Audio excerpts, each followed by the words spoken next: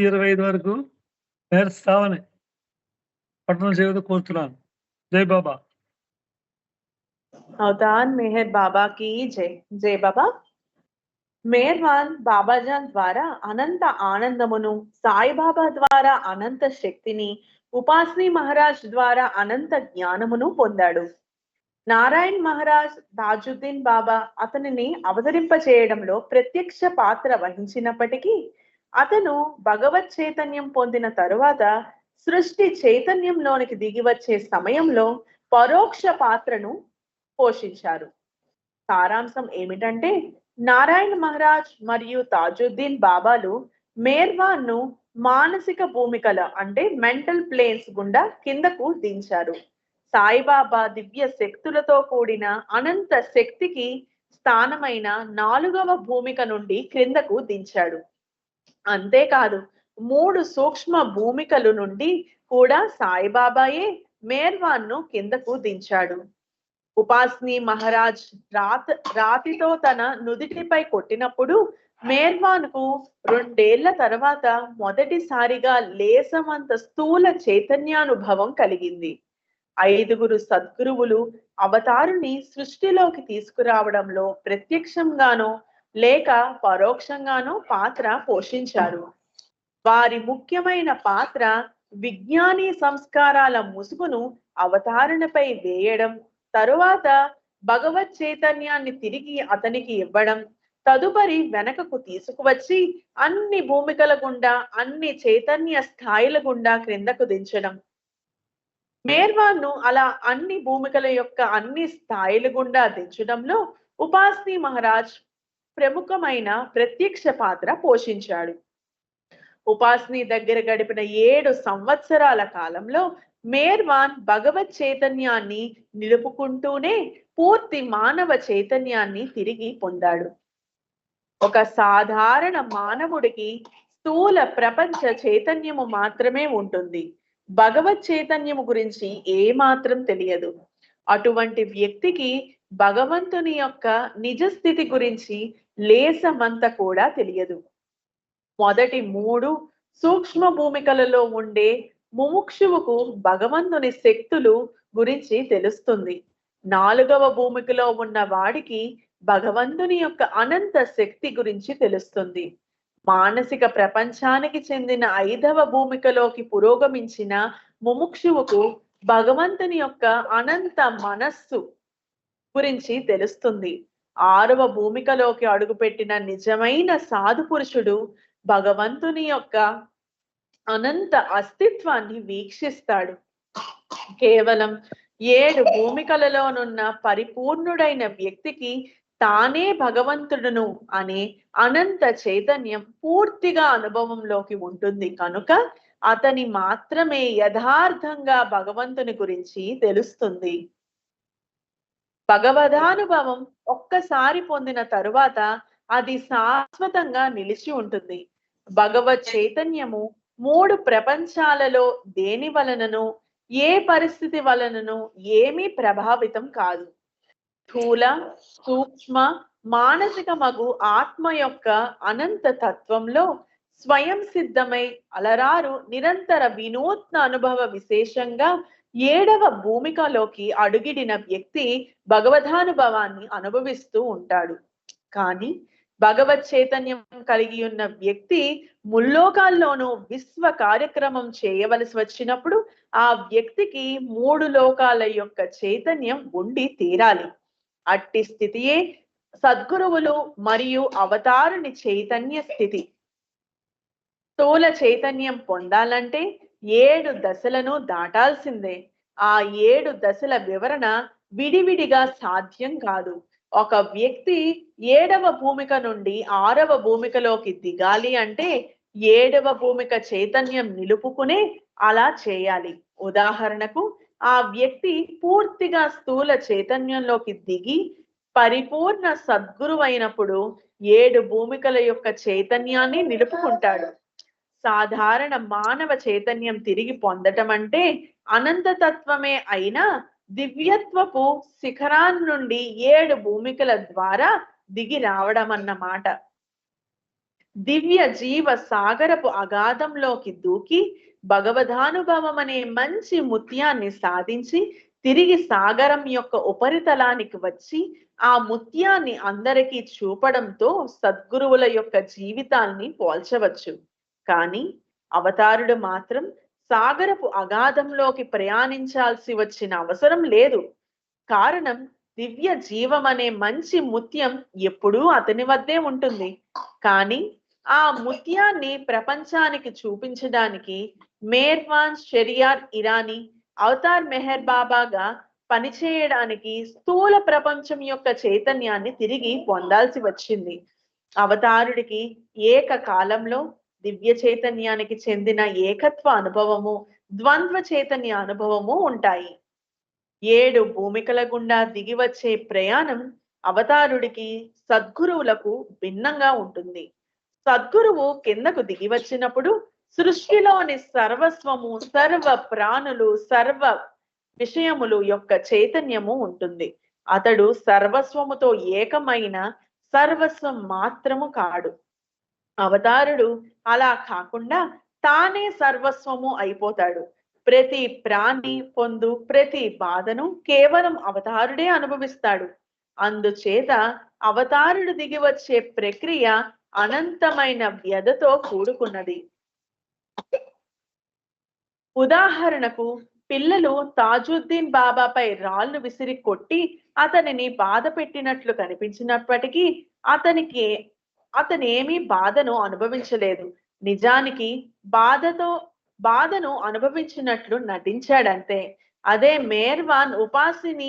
మేర్వాన్ను ఉపాసిని రాతితో నుదుటిపై కొట్టినప్పుడు ఆ రాయి తన తలకు తగలగానే యథార్థంగా నొప్పిని అనుభవించాడు మేర్వాన్. 1915వ సంవత్సరం నుండి 1921వ సంవత్సరం వరకు పూనాలో ఉంటూ మేర్వాన్ స్థూల చైతన్యం తిరిగి పొందుతూ తన చుట్టూ ఉన్న పరిసరాల ఎరుక క్రమక్రమంగా పొందసాగాడు. అతనిలో రగులుతున్న దివ్యత్వపు వెలుగు ఇతరులకు ప్రసరింపచేసే అంత తీవ్ర రూపం దాల్చినప్పుడు, అతనికి ప్రపంచం యొక్క ఎరుక పెరిగినప్పుడు అతని పేరు కూడా మేర్వాన్ నుండి మేర్వాన్ సేట్ గాను తరువాత మెహర్ బాబా గాను పరిణామం చెందింది. అతని అనుభవం ఎలా ఉండేదంటే సృష్టిలో ఉన్న సకల చరాచరములు అన్ని తనలోనే లోతుగా ఎక్కడో ఉన్న ఓం బిందువు నుండి ఉద్భవించాయి అని, అతడికి భగవత్ చైతన్యం మాత్రమే ఉండేది. అతని చేతలు చురుకుగా కనిపించినప్పటికీ అవన్నీ యాంత్రికంగా జరిగినవే. ఉదాహరణకు అతని శరీరపు కదలిక ఒక రోబోట్ కదలికలాగా ఉండేది. 1915వ సంవత్సరం నుండి మేర్వాన్ ఎవరో ఒకరు ఆపే వరకు చేసిన పనినే పదే పదే చేస్తూ ఉండేవాడు. మెహర్ బాబా సాకోరులో 6 నెలల పాటు ఉన్న సమయంలో ఉపాస్ని మహారాజ్ సన్నిహిత శిష్యుడైన యశ్వంత్ రావు బొరాకే అనే అతనిని ప్రతి రాత్రి మెహర్ బాబాకు అవసరమైనన్ని పాన్లు కట్టి ఇవ్వాల్సిన బాధ్యత అప్పగించబడింది. త్రయంబక్ అనే మరో శిష్యుడు పగటిపూట మెహర్ బాబాకు పాన్ కట్టి ఇచ్చే బాధ్యత తీసుకున్నాడు. మెహర్ బాబా ఆ రోజులలో పాన్ తినడం మొదలు పెడితే ఇంకా ఇంకా అని అడుగుతూ తింటూనే ఉండేవాడు. యశ్వంతరావు, త్రయంబక్ ఇద్దరూ కూడా యంత్రం మాదిరిగా వేగంగా పాన్లు కట్టి ఇస్తూనే ఉండేవారు. మెహర్ బాబా ఒక్కో సాయంత్రం 100ల కొద్ది తమలపాకులు నమిలేవాడు. మెహర్ బాబా పగలు కంటే రాత్రి సమయంలోనే పాన్లు ఎక్కువగా తినేవాడు.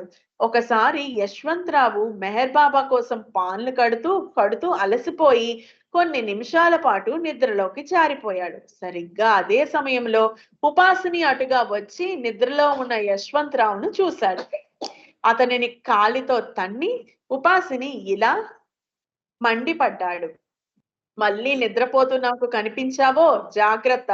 మేర్వాన్కు సేవ చేయడం అంటే అతి పవిత్రమైన అవకాశం అని గుర్తుంచుకో. అసలు మేర్వాన్కు సేవ చేయడం అంటే ఎంత అదృష్టమో నీకు తెలుసా? భవిష్యత్తులో నిర్లక్ష్యం దరిచేరనీయకు. అనంత చైతన్యం నుండి దిగి వచ్చే దశలో ఒకనాడు మెహర్ బాబా మొత్తం విశ్వంలో తానొక్కడే ఉన్నట్లు, తానొక్కడి కోసమే ఈ విశ్వమంతా ఉన్నట్లు, విశ్వంలో జరిగేదంతా కేవలం తన కొరకే జరుగుతున్నట్లు అనుభూతిని పొందాడు. అతని అనుభవం కేవలం అతను అనుకున్నది కాదు, యథార్థంగా తన కళ్ళతో అలా చూశాడు. ఉదాహరణకు మెహర్ బాబా ఒక మనిషిని నడుస్తుండగా, తింటుండగా లేక మాట్లాడుతుండగా చూసినప్పుడు అతనికి ఏమి కనిపించేదంటే ఆ నడిచేది, తింటూ ఉన్నది లేక మాట్లాడుతున్నది తానేనని. ఒక్క వాక్యంలో చెప్పాలి అంటే అతని అనుభూతి తానే సర్వం అయినట్లు, ఆ సర్వంలో తనను తానే దర్శించుకున్నాడు. సర్వం తానేనట్లుగా తెలుసుకున్నాడు. భగవదానుభవాన్ని పొందిన తదుపరి సృష్టి చైతన్యంలోకి దిగి రావడానికి మెహర్ బాబా అనుభవించిన అనుభూతులను మాటల రూపంలో వివరించడం దుర్లభం. తెలుసుకోవలసిన విషయం ఏమిటంటే భగవత్ చైతన్యం అనేది స్థూల చైతన్యం, సూక్ష్మ చైతన్యం, మానసిక చైతన్యాల కంటే భిన్నమైనది, అతీతమైనదిను.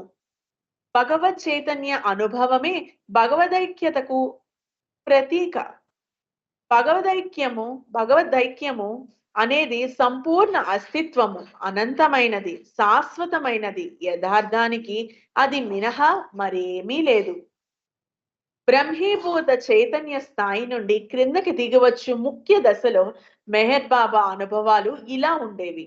కేవలం తానే దైవాన్నని, విశ్వమంతా తన కొరకే పరిభ్రమిస్తుందని, సర్వం తన వలననే అస్తిత్వం పొంది ఉన్నదని, సర్వానికి తానే బాధ్యుడనని, శరీరధారిగా సర్వం తానే అని, తన అస్తిత్వం సమస్త సృష్టి యొక్క ప్రయోజనం కోసమే ఉన్నదని, ఇలా సప్త భూమికల ద్వారా స్థూల ప్రపంచంలోనికి దిగువచ్చు కాలంలో వివిధ అనుభవాల్ని పొందాడు మెహర్ బాబా. మెహర్ బాబా ఆ 7 ఏళ్ల కాలంలో క్రమంగా ప్రాపంచిక స్పృహలోకి దిగివచ్చి తన రాకకు కారణం, అవతారణిగా తన అసలు ఉనికిని గుర్తించాడు. భగవంతుని చైతన్యంలో విశ్వం యొక్క చైతన్యం గాని, వ్యక్తుల యొక్క చైతన్యం గాని ఉండదు. కానీ సంపూర్ణంగా సృష్టి చైతన్యం తిరిగి పొందిన తరువాత కూడా అవతారణి లేక సద్గురువుకు ఆ విశ్వమంతా కేవలం నీడగానే కనబడుతుంది. మానవ చైతన్యానికి దిగి వచ్చే ఒక దశలో మెహర్ బాబాకు మరో వింత అనుభవం కూడా ఎదురైంది. ప్రపంచంలోనే మానవులందరి ఆలోచనలు తాను అనుభవం పొందేవాడు. స్థూల ప్రపంచంలో నివసించే ప్రతి మానవుని యొక్క ఆలోచనలు దగ్గరగా లేక దూరంగా ఉన్నా సరే, ఆలోచనలు పుట్టిన వెంటనే తన విశ్వ మానవ మనస్సులోనికి ఒక్క ఉదుటున ప్రవహిస్తున్న అనుభూతి కలిగేది. ఆ ఆలోచన తరంగాలు చాలా శక్తివంతంగాను, అతి వేగంగాను ఉండేవి.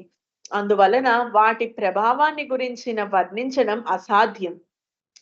అనంత ఆలోచన ప్రక్రియ అంటే the process of infinite thinking Meher Baba వ్యక్తిగత మనస్సులో నుండి దూసుకొని వచ్చేది. మెహర్ బాబా యొక్క మనస్సు విశ్వాత్మకం అవడం వల్ల మాత్రమే అంతటి ఆలోచన దాటిని తట్టుకోగలిగేది. మెహర్ బాబా తన విశ్వాత్మక మనస్సు సకల మానవాళి యొక్క ఆలోచన ఉధృతి లోనవుతుండగా ఒకరోజు సాకోరీలో ఒంటరిగా ఒక కాలువ పక్కన కూర్చున్నాడు. ప్రపంచం ఆలోచనల ధాటికి, ఆవేదనకు, ఆ సంఘర్షణకు తన మనస్సు ముక్కలవుతుందేమో అనే దశకు చేరుకున్నాడు. ఇక ఆ బాధను తట్టుకోనజాలక తన తలను నీటి ప్రవాహంలో ముంచి ఉంచాడు. మెహర్ బాబా అలా తన తలను చాలా సేపు ఉపశమనం కోసం నీటిలోనే ఉంచాడు. సాకోరీలో ఉండగా భౌతిక చైతన్యానికి దిగివస్తున్న దశలో మెహర్ బాబా మరో అనుభూతిని కూడా పొందాడు. అతని మాటలలో ఆ అనుభూతి ఇలా ఉంది: నా హృదయం లోపల నుండి బయటకు కాంతి వలయాలు వస్తున్నాయి. నా హృదయం విచ్చుకుంది.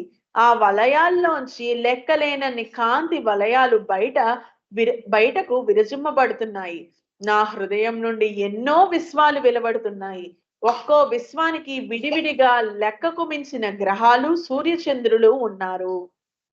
మెహర్ బాబా కళ్ళు అంగడిలో శారీరక శ్రమతో కూడిన అతని దినచర్య తను మామూలు చైతన్య స్థాయికి దిగి రావడం అనే ప్రక్రియ ఆఖరి దశలో అతనికెంతో సహకరించింది. ఆ దశలో అతనికి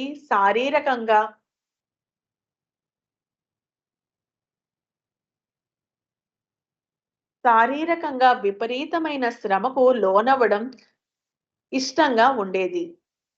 పనిని ఉపాసిని నిర్దేశించుట వలన అటువంటి స్ఫూర్తి మెహర్ బాబాకు ఉపాసిని వద్ద నుండే వచ్చేది. సాధారణ మానవ చైతన్యానికి దిగి రావడంలో మెహర్ బాబాకు అతి నమ్రతతో అతి పవిత్రమైన పనులు చేపట్టవలసి వచ్చేది. దానిలో భాగంగా మెహర్ బాబా అనంత శక్తి జ్ఞానానందములు దివ్య చైతన్యమునకు సంపూర్ణముగా పొందియున్న దివ్య పురుషుడై ఉండి కూడా ఒక సామాన్య కూలివాని వలె 3 సంవత్సరాల పాటు కళ్ళు అంగడిలో పనిచేయవలసి వచ్చింది.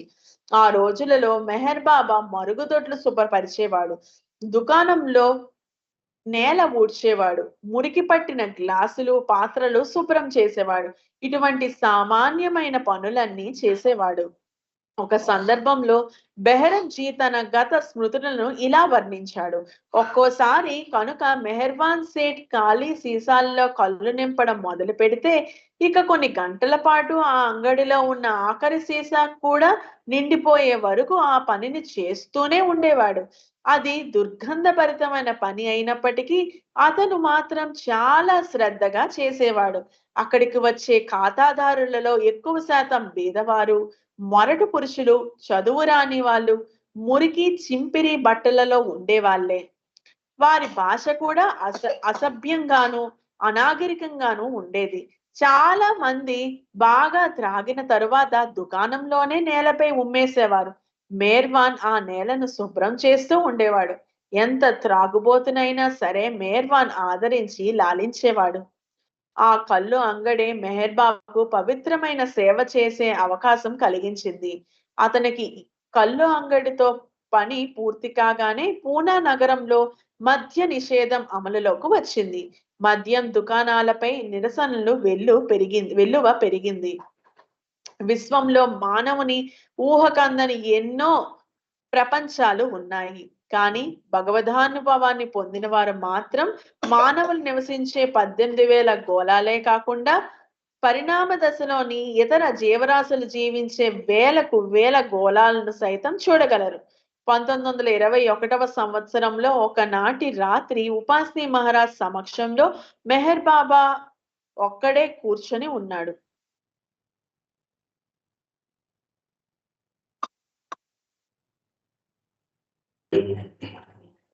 అప్పుడు సద్గురువు ఇలా అన్నారు.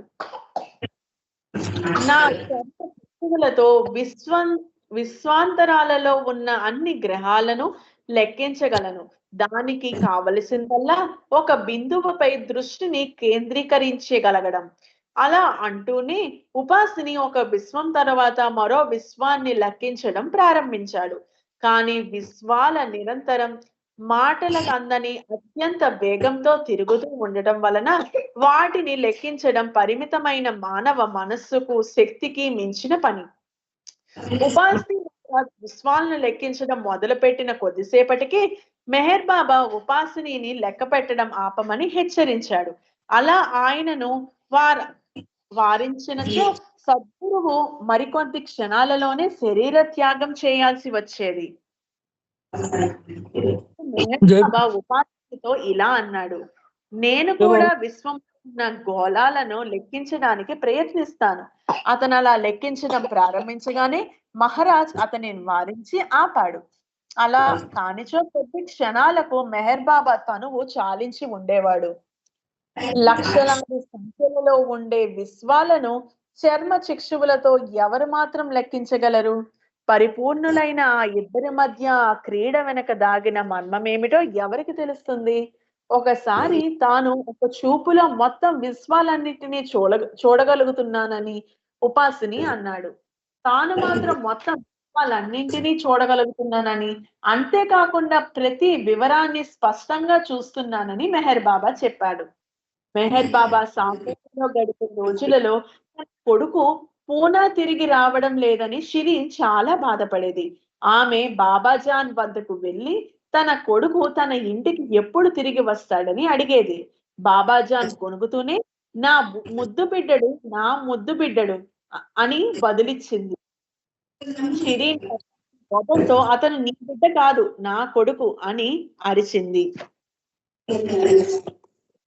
బాబాజాన్ మృదువుగా ఇలా పలికింది, అతనిని నీవు ఎక్కడి నుండి తెచ్చావు? అతను ఎక్కడి నుండి వచ్చాడనుకుంటున్నావు? కొంచెం స్వరం పెంచి, అతను నీకు చెందినవాడు కాదు, మొత్తం ప్రపంచానికే చెందినవాడు అని ప్రకటించింది. తరువాత ప్రియమైన నా ముద్దు బిడ్డడా అంటూ గొనుగుతూనే ఉంది. అవతార్ మెహర్ బాబాకి జై. జై బాబా. జై బాబా.